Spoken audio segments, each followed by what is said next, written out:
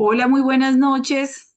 Bienvenidos. Muchísimas gracias por acompañarnos en esta tercera sesión basada en la peregrinación que tenemos con el Padre Astolfo por la ruta de la Divina Misericordia de Dios.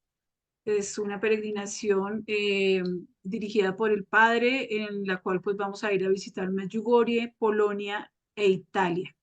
Entonces, pues queremos darle las gracias. Aquí algunos de ustedes ya están inscritos en la peregrinación y hay gente que también ingresa nueva. Nos quedan 4 cupos, entonces súper bienvenidos para que conozcan un poquito de este viaje tan maravilloso. Padre, muy buenas noches. Gracias por acompañarnos. Buenas noches, Sandra. Buenas noches a todos los participantes. Qué gusto saludarlos y poder compartir un poco una etapa más de este itinerario que queremos proponerles para el mes de mayo. Yo creo que, bueno, podemos, sin más, hacer una pequeña oración pidiéndole a Dios que nos dé su gracia para inspirarnos, para yo también poderles transmitir algunas ideas que quizás les resulten inspiradoras y espiritualmente también útiles y estimulantes. Bien, en el nombre del Padre y del Hijo y del Espíritu Santo. Amén. Estamos celebrando ya este tiempo de la Cuaresma, este tiempo en el que nos preparamos para celebrar la resurrección del Señor, que nos ha dado su salvación por el bautismo. Y pues en este tiempo vamos a darle gracias a Dios pues por la vida y que nos ayude también a que este tiempo, este peregrinación sea parte de nuestra experiencia de conversión y de encuentro con Dios. Nos ponemos en manos de la Santísima Virgen, que nos acompaña, que nos renueva, que nos anima. Dios te salve María, llena eres de gracia, el Señor es contigo. Bendita tú eres entre todas las mujeres y bendito es el fruto de tu vientre, Jesús. Santa María, Madre de Dios, ruega por nosotros pecadores, ahora y en la hora de nuestra muerte. Amén. Bueno, yo te invito, Sandra, a proyectar la presentación que nos permita un poco abrir este diálogo, bueno, más bien esta charla. ¿Eh? Sí, padre, quisiera un momento que entráramos pues un poquito en contexto con la gente que veo que ingresó nueva, porque pues no es la primera vez que están en esta charla, pues son 5 charlas que está haciendo el padre, 2 de Polonia iniciales, 2 de Italia y una final de Medjugorje para el viaje, ¿vale? Luego a quien esté interesado en recibir las 2 primeras charlas, con mucho gusto me escribe a WhatsApp y se las envío, al igual que el itinerario de viaje.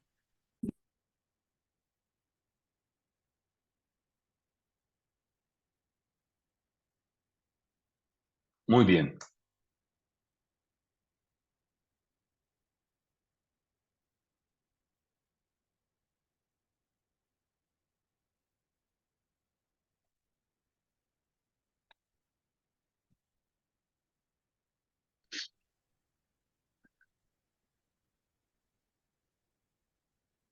Estamos viendo todo oscuro, Sandra.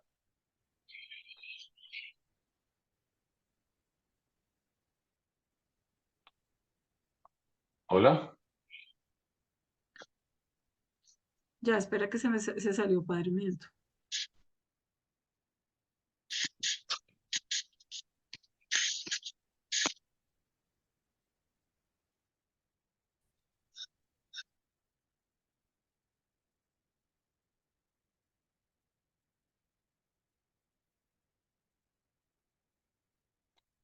Bien, y todavía tenemos un pequeño cuadro negro arriba que podemos retirar.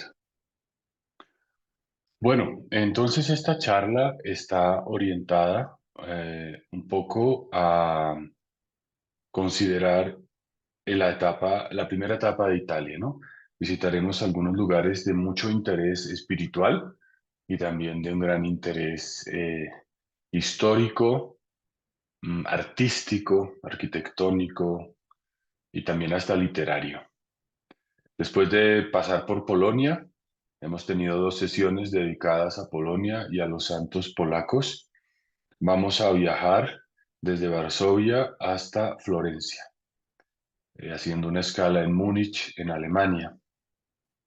Al llegar a Florencia, tendremos la ocasión de enriquecernos con esta ciudad que es la cuna del Renacimiento italiano, una ciudad rica en su tiempo por la presencia de comerciantes de todo tipo, de intelectuales, una ciudad con un desarrollo cultural para su época único, sobresaliente, también en el gobierno, en las artes, en la política, y que, claro, es, digamos, el resumen del Renacimiento italiano. Después de la Edad Media, viene esta etapa que ve un florecer de las artes, de las letras y también de la arquitectura. En Florencia vivió, hizo política, trabajó alguien tan importante como Dante Alighieri, ¿no? Dante Alighieri no es del Renacimiento, es de la época más bien medieval, pero Dante Alighieri es un hombre que, como sabemos, escribió su famosa obra, La Divina Comedia. En la Divina Comedia no solamente, digamos, relata una historia, sino que presenta la cosmovisión, la visión del mundo de su tiempo, la cosmovisión cristiana, ¿verdad? Sabemos que el relato consiste en el viaje que hizo, que sería un relato místico acompañado del poeta romano Virgilio hacia los diferentes estados del alma humana, ¿no? Hacia el infierno, hacia el purgatorio, hacia el cielo. Esa Divina Comedia que está organizada en cantos y que expresa, ¿no? De una manera muy profunda la, digamos, la mentalidad cristiana y que tiene una riqueza literaria impresionante. Tendremos allí la ocasión de visitar también la casa de Dante. En esta diapositiva vemos una panorámica de Florencia con esta iglesia impresionante que es la iglesia, la Basílica de Santa María dei Fiori, Santa María de las Flores, que tiene una fachada blanca y negra y una cúpula gigantesca, ¿no? Una cúpula muy importante, de la cual hablaremos también. Pasemos a la siguiente. El que construyó esta cúpula es Filippo Brunelleschi. Es muy interesante porque en las iglesias medievales el concepto de la cúpula como un espacio abierto que permite una gran apertura interior de un edificio, pues no había logrado construirse dada las características, el desarrollo tecnológico, ¿no?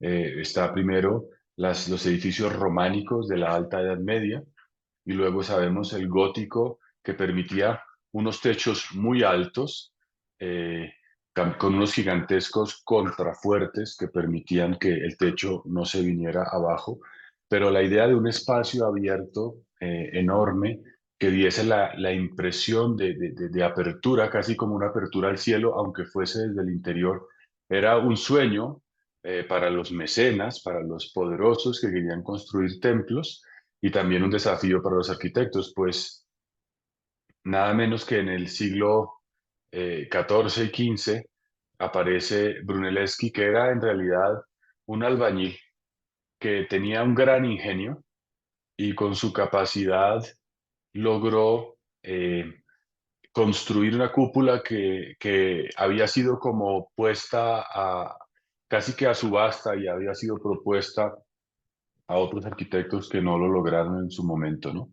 Es una cúpula formada por más de 4 millones de ladrillos que pesa más de 40.000 toneladas y que Brunelleschi logró el desafío de construir, eh, digamos, generando ese enorme espacio interior que para su tiempo constituyó un avance gigantesco en la arquitectura. Entonces, ese hito que consiste en que el Renacimiento te hace pensar que aquello que sueñas lo puedes lograr, ¿no? El Renacimiento es una etapa de la historia que, digamos, Es parecida a la actual en el sentido de que la tecnología y el avance te hace pensar que cualquier cosa es posible. Em, y esto es lo que visitaremos ahí en esta iglesia de Santa María de Fiore, también pues con todo su patrimonio espiritual. Pasemos a la siguiente. Aquí se ve un poco esta cúpula de la que hablaba y un pequeño esquema de la complejidad de su construcción, ¿no? Que por fuera la vemos como si fuese solo una pared, pero resulta que internamente, digamos, entre la pared interna y la pared externa, tiene toda una estructura para poder acceder a los lugares más altos y más recónditos y poder lograr su construcción, pues indudablemente constituyó un logro único. Bien, pasemos a la siguiente. Todo esto, como digo, allí en Florencia. Esta es una vista del interior, o sea, esa cúpula de ladrillo que veíamos, aquí la podemos apreciar desde dentro, la visitaremos y ahí podemos apreciar, es una visión del cielo, ¿no? O sea, la arquitectura de alguna manera quiere tocar el cielo, quiere expresar las realidades más sublimes desde el arte. Estos frescos, pintados por Vasari y Zucchero, expresan las jerarquías celestes. Ahí vemos como en escalas diversos grados eh, de participación, si se quiere, desde lo más inferior hasta lo más superior. Eh, y aparecen también los coros de los ángeles, eh, ángeles, arcángeles, tronos, dominaciones, principados, potestades, querubines y serafines. Y en ese sentido, pues nos da una idea de ese orden, de esa armonía que, que plantea pues, la tradición cristiana y el ascenso que nos quiere llevar hacia el Señor. O sea, la arquitectura también nos sugiere la posibilidad de mirar hacia el cielo, ¿no? Y ahí se ve impresionante esa cúpula que como que te abre un cielo que sube, sube, sube y parece que no deja de subir. Y también ahí el Renacimiento, sabemos, es una época que redescubre en el arte la perspectiva, ¿no? Visitaremos en otros lugares, por ejemplo, en Masís, la Basílica de San Francisco, con sus paredes pintadas con los frescos de Giotto, en los cuales vemos los rostros de las personas, pero no se ve la profundidad gigantesca que se aprecia en un fresco como este de Florencia. O sea, veremos también arte y veremos también espiritualidad. Eh, entonces, aquí hay una pequeña descripción, ¿verdad? De cómo aparece en este fresco una visión celeste inspirada en la escritura, en el libro del profeta Daniel, y cómo la composición cristiana del cielo, de la tierra, están aquí representadas. Pasemos a la siguiente. Este es un pequeño detalle de la cúpula de antes, pero con la cual se aprecia, vamos a la anterior, por favor, se aprecia enormemente la calidad, la cantidad de detalle, solamente estudiar, si se quiere, esta pintura, que también es una catequesis, que también es una enseñanza, nos puede pues mostrar como el grado de perfección y de detalle aquí en esta zona cercana al cupulín. El cupulín es la cúpula pequeñita que queda en lo más alto de la cúpula. Se ve también pues la capacidad para pintar, diseñar, digamos, ¿no? Y representar en una superficie que no es plana, ¿no? Tiene una fórmula de media esfera y lograr allí plasmar con tanta claridad unas imágenes muestra pues, la maestría de estos artistas. Pasemos a la siguiente. Aquí vemos que es importante la Basílica de Santa María de Fiori con su gigantesca cúpula. Aquí como desde fuera, desde la parte baja, digamos, antes habíamos visto una panorámica alta, se aprecia el tamaño de la cúpula, ¿no? Que ya es imponente. Y vemos también como un edificio enfrente de la fachada de la iglesia, que nos puede parecer extraño, pero que en la antigüedad, sobre todo, era muy empleado, muy socorrido y es muy importante. Ahí vemos el bautisterio de la Basílica de Florencia. ¿Y qué significa el bautisterio? Es un edificio que tiene la pila bautismal, y la pila bautismal que representa la puerta de los sacramentos. Por eso se situaba enfrente de la fachada de la iglesia. Algo así como para entrar a la iglesia principal debes pasar primero por el edificio pequeño, es decir, para entrar a la vida de la iglesia debes primero bautizarte. Sobre todo en la época de Constantino, el emperador, los primeros bautisterios tenían forma así octogonal. Si nos damos cuenta, el de Florencia, perdón, tiene 8 lados, ¿no? En forma de octágono, la planta es octogonal. Y, y bueno, también los hay hexagonales o circulares. O ya después de la Edad Media, los bautisterios fueron incorporados dentro del mismo edificio catedral, es decir, probablemente la pila bautismal no está en un edificio segregado o independiente, sino en una capilla lateral de la misma iglesia. Pasemos a la siguiente, donde vemos también que la cúpula del bautisterio de Florencia tiene una riqueza impresionante. Ahí apreciamos que hay 3 niveles de construcción, digamos, en las 8 paredes, columnas, en un segundo nivel, un pasillo, un deambulatorio, y en la parte alta, toda una catequesis con iconos, con mosaicos en realidad. O sea, todo aquello es una composición de pequeñas piedrecitas que representan imágenes de la vida del Señor, de los sacramentos, de los santos, y que también tiene siempre por protagonista central en el bautisterio a San Juan el Bautista y al Espíritu Santo, que como relata el Evangelio, son aquellos que se manifestaron en el bautismo del Señor en el río Jordán. Aquí vemos una imagen de Jesucristo, Pantocrator también, y que preside, ¿no? Ahí aparece Jesucristo glorioso, también cruzando las aguas del río Jordán. Bien, pasemos a la siguiente.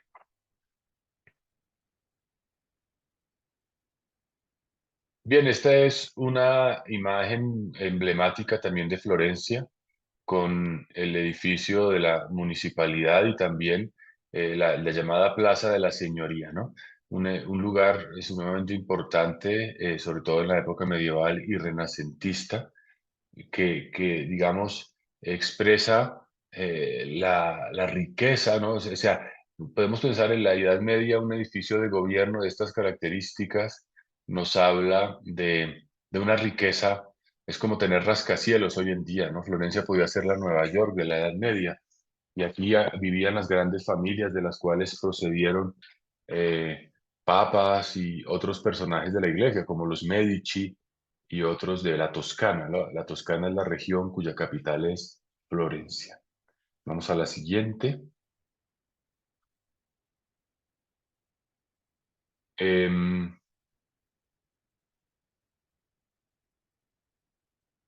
Hay una franja en la parte baja, Sandra, una franja oscura, si la Sí, pero pudieras retirar. no sé cómo quitarla, padre. Ok. No me Eso, deja. ahí la desplazaste, ahí te la llevaste. Bueno, bien, mejora. Aquí está otra iglesia emblemática, ya más antigua que la de Santa María dei Fiori, donde está la cúpula que mencionaba, la iglesia de la Santa Cruz, que también es mausoleo de muchos personajes de estas familias importantes y que tiene también dentro de sí una riqueza arquitectónica impresionante. La fachada es preciosa y pasemos a la siguiente donde se ve el interior, las vidrieras, los vitrales que expresan eh, diversos personajes y también los frescos del presbiterio, la Santa Cruz que se venera allí y que nos habla de la majestad del culto cristiano, allí también en Florencia. Vamos a la siguiente. Otra perspectiva de la Plaza de la Señoría, con la galería, la academia y allí un poco a la derecha del edificio que tiene una especie de campanario. En la puerta de la derecha hay una reproducción del famoso David de Miguel Ángel, una escultura de 5 metros en mármol que también representa el paso, digámoslo así, del arte medieval al arte renacentista, porque logra en una piedra en un bloque de mármol, expresar una plasticidad, es decir, parecieras que estuvieras viendo realmente a una persona con las fórmulas de las proporciones de su cuerpo, con la tensión de sus músculos, con la expresión de sus manos, de su rostro, y vemos un realismo que realmente transmite y que muestra un avance inmenso también en la escultura. Vamos a la siguiente. Este es justamente ya en el interior de la academia, la vida de Miguel Ángel. Si nos quedamos un poco allí, fijémonos, por ejemplo, en sus bíceps, en sus brazos, cómo logra Miguel Ángel expresar la juventud de este personaje bíblico, todas las formas del cuerpo humano, la expresión de su rostro. Y es imponente realmente, porque esta escultura que vemos aquí en realidad mide 5 metros de altura. Cómo logra Miguel Ángel en una mole de semejantes proporciones llegar al grado de detalle. Fijémonos todo lo que aparece en su tórax, en su vientre, los detalles que emergen allí, la manera como curva la espalda y mira en otra dirección, en fin, es realmente maravilloso. Continuemos. Esta es una perspectiva un poco más lejana, también de otras esculturas importantes. Vamos a la siguiente, que están en la Academia, el Museo de la Academia. Y este es otro lugar emblemático de Florencia, el Ponte Vecchio, el único puente que no fue destruido durante la Segunda Guerra Mundial y que muestra como una escena típica de Florencia, es decir, es un lugar donde hay todo tipo de comercios, donde también viven personas, artesanos, zapateros, carpinteros, personas que se dedican a la madera, al cuero, a las joyas, a las telas, todo allí compilado y que expresa la riqueza de la vida medieval y renacentista de la ciudad, el puente sobre el río Arno, en uno de los puntos más estrechos del río y es el puente más antiguo de época medieval que se conserva. Bien, vamos a la siguiente. Aquí vemos a Dante Alighieri, que siempre se representa con esta túnica roja y con la corona de laurel, en una representación que lo pone en Florencia, ¿verdad? Lo vemos allí, atrás la cúpula de Brunelleschi, también la torre del Palacio de la Signoría, y guiando eh, al lector de la Divina Comedia al infierno para expresarle el tipo de penas, de sufrimientos que experimenta cada persona según el tipo de pecado que hubiese cometido. Realmente es gráfico, muchas veces en el lenguaje común se dice, esta escena es dantesca, ¿no? Quizás no suena esto, es dantesco, ¿no? Dantesco muchas veces lo usamos para expresar algo que repugna, que es demasiado explícito, pero ciertamente en la Divina Comedia, el grado de detalle y de precisión con el que Dante describe los pecados y las penas, los sufrimientos físicos y también, bueno, los gozos en el cielo, es realmente notable y por eso, digamos, se incorporó ya en el lenguaje ordinario esta expresión dantesco para hablar de una manera explícita de describir las cosas. Bien, ahí aparece una imagen de Dante a la izquierda con su musa, que es Beatrice Portinari, que la ha inspirado. Y entonces también en Florencia encontramos no solo arquitectura, pintura, escultura, sino también literatura. Este primer lugar que nos abre las puertas de Italia, un lugar sobre todo cultural, pero que nos introduce en la riqueza de un país como Italia. Luego ya pasaremos a la parte más espiritual, aunque aquí también indudablemente tenemos un contexto cristiano en toda esta época medieval y renacentista. Vamos a la siguiente. Aquí vemos un detalle de la casa museo de Dante Alighieri, que también podríamos tener la ocasión de visitar. Aquí Dante en el Ponte Vecchio, viendo a su inspirada, a quien lo inspira, a Beatrice, o sea, Dante en la ciudad que lo vio actuar, trabajar y también escribir. Vamos a la siguiente. una escena ya del paraíso de Dante, donde aparece él mismo, ahí lo vemos con su túnica roja y su corona de laurel en compañía de algunos santos de la tradición cristiana, como sería él mismo viéndose allí. Continuamos. Bien, sigamos.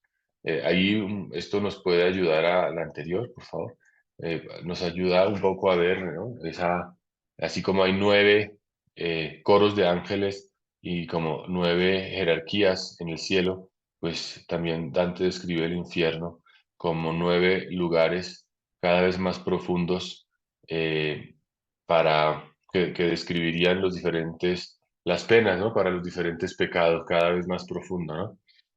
Los indiferentes, los no bautizados, los lujuriosos, los glotones, los avaros, herejes, hasta los últimos, eh, los condenados, ¿no? Los traidores, en fin. Es muy interesante esa cosmovisión que nos presenta Dante Alighieri. Continuemos.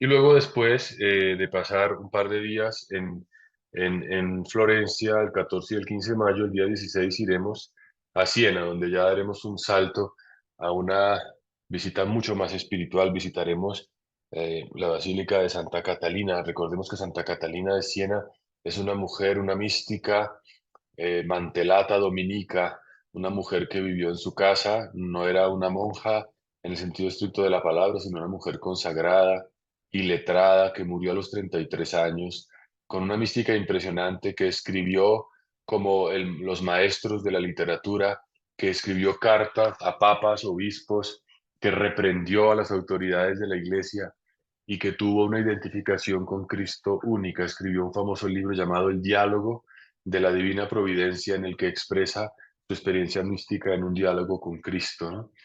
Pues en Siena también visitaremos, aparte de Santa Catalina, el milagro eucarístico, ¿no? Pasemos a la siguiente, que nos dice que en el siglo XVIII, a causa de una profanación, de un robo de unos vasos sagrados, 223 hostias que sufrieron esta vejación fueron recuperadas. Y el milagro consiste en que estas hostias, después de 3 siglos, no se han corrompido, ¿no? No se han podrido, no se han deteriorado, ¿no? Y esto es un signo, ¿no? De que Jesucristo está presente en la Eucaristía. Los milagros eucarísticos tienen diferentes características. Aquí lo milagroso consiste en la permanencia y, digámoslo así, incorrupción de unos pedazos de pan, aunque no aparecen huellas de sangre como si en Lanchano, que también visitaremos, pero es un signo muy importante de nuestra fe eucarística. Pasemos a la siguiente.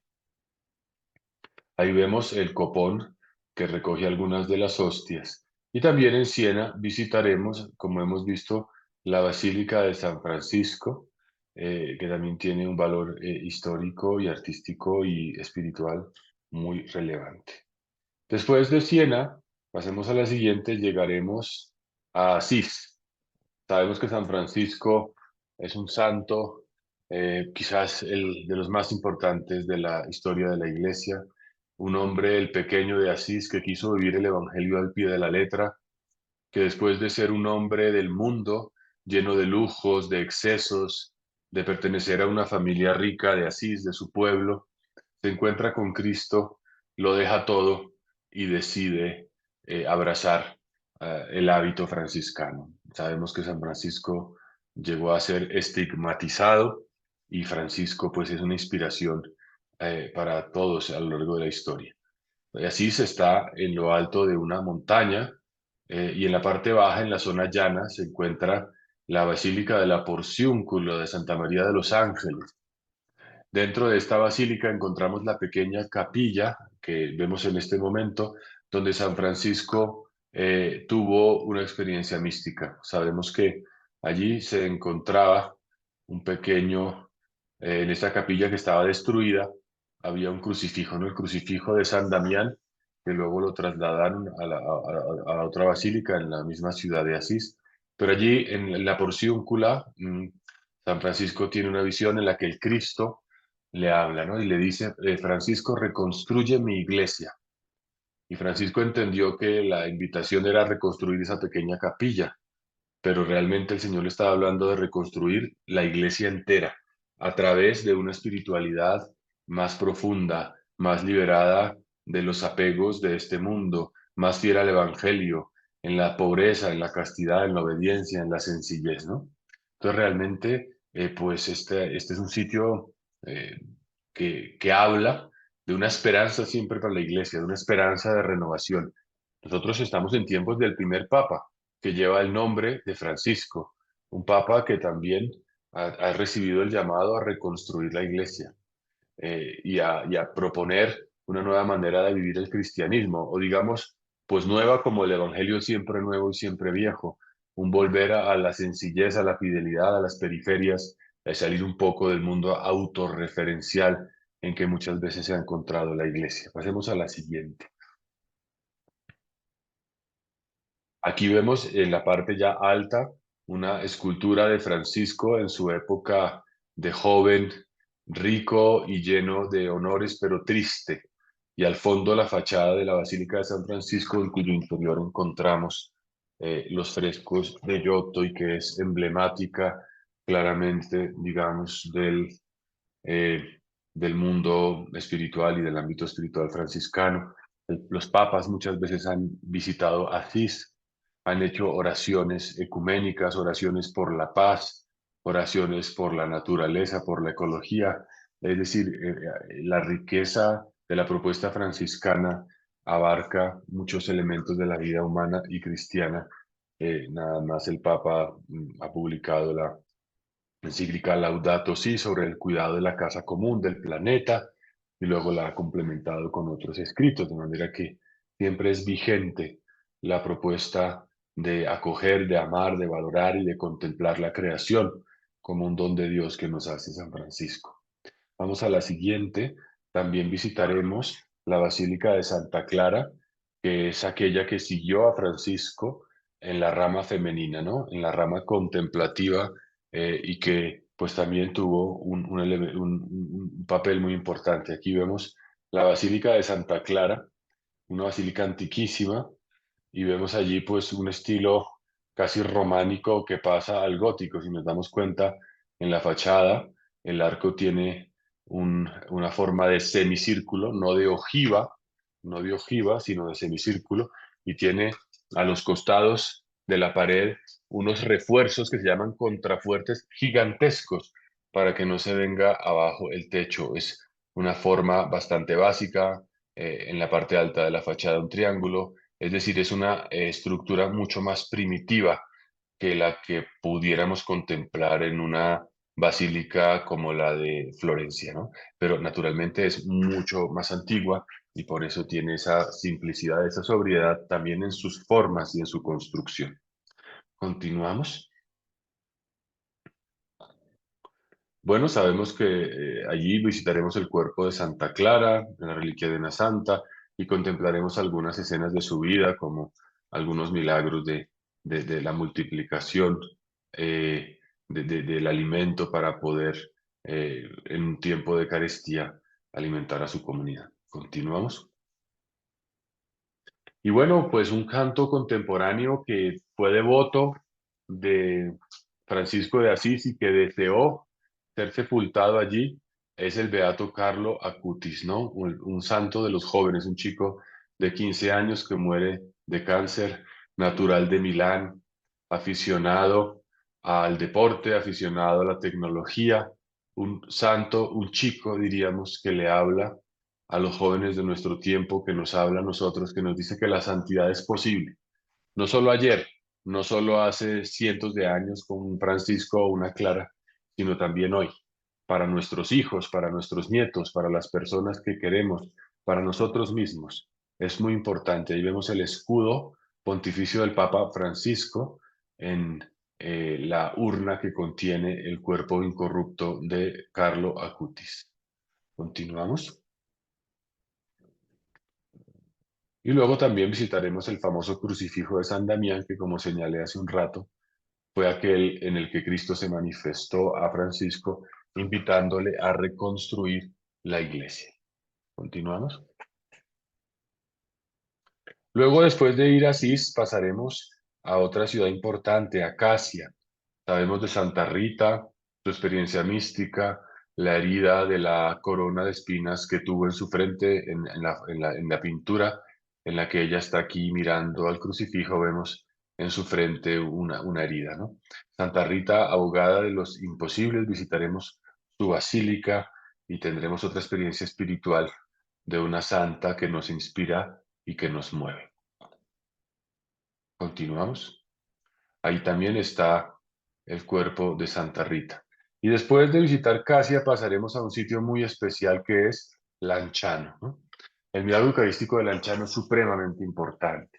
Es un milagro medieval que cuenta la tradición que un sacerdote celebrando la Eucaristía dudó de la presencia real de Cristo y el Señor, para darle un signo, hizo que aquel pedazo de hostia se convirtiese en un pedazo de carne y que la sangre el vino se convirtiera en sangre, literal.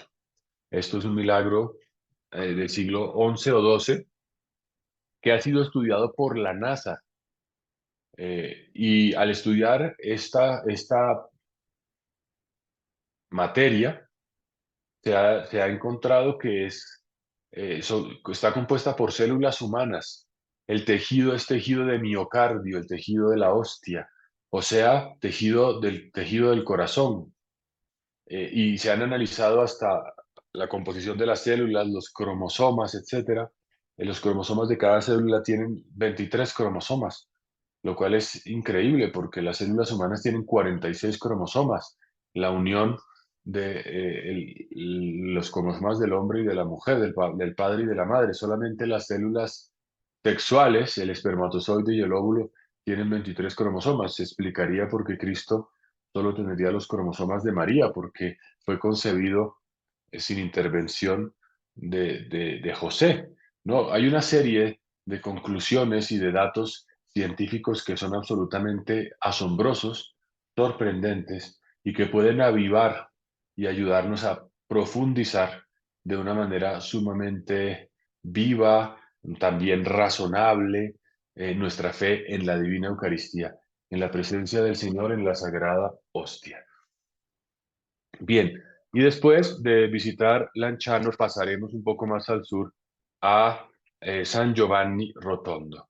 Creo que es un sitio que todos tendremos ilusión de visitar para quizás el santo más importante del siglo XX, aunque pues pudiéramos hablar que también ahí está Juan Pablo II, pero un místico estigmatizado, sacerdote capuchino que todos conocemos, que tenía los dones de ver los pecados de las personas, que dedicaba innumerables horas al confesionario, a ayudar a las almas a la conversión, que promovió obras gigantescas, que tenía el don de la bilocación, que podía estar en dos lugares al mismo tiempo y que promovió una obra social impresionante, la Casa del Sollievo de la Sofferenza, la Casa del Alivio del Sufrimiento, un hospital que atiende todavía hoy a muchísimas personas necesitadas.